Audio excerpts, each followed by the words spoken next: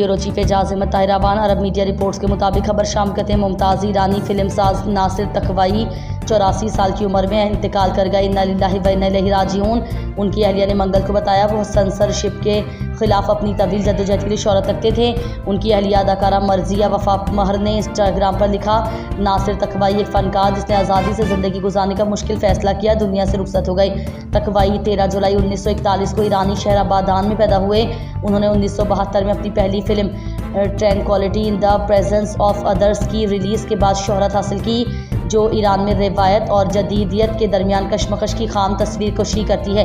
Iran के इस्लामी इनकलाब 1979 में मगरबी हिमायत याफ्ता शाह का तख्ता उलट दिया गया। वो इससे पहले और बाद में भी अपने पूरे कैरियर के दौरान सेंसरशिप के खिलाफ खड़े होने के लिए मशहूर थे। उन्होंने 2013 में अपने मुल्क में सिनेमा और अदबी कामों की खौफनाक सेंसरशिप की मजम्मत की और रियासती कंट्रोल की वजह से मज़ीद फिल्में ना बनाने का ऐलान किया।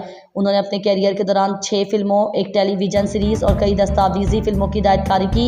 उनकी तज़निया सीरीज़ माई अंकल नेपोलियन में शक में डूबे एक साबिक साम्राज्य फौजी अफसर का जवाल दिखाया गया, जो ये तस्लीम करने से कासिर था कि उसका वक्त गुजर चुका था। तकवाई ने अपनी फिल्म कैप्टन खुर्शीद पर 1988 में लोकार्नो फिल्म फेस्टिवल में ब्रॉन्ज लेपर्ड समेत मुतादिद कौमी और बैनुल-अक़वामी फिल्म अवार्ड्स हासिल किए।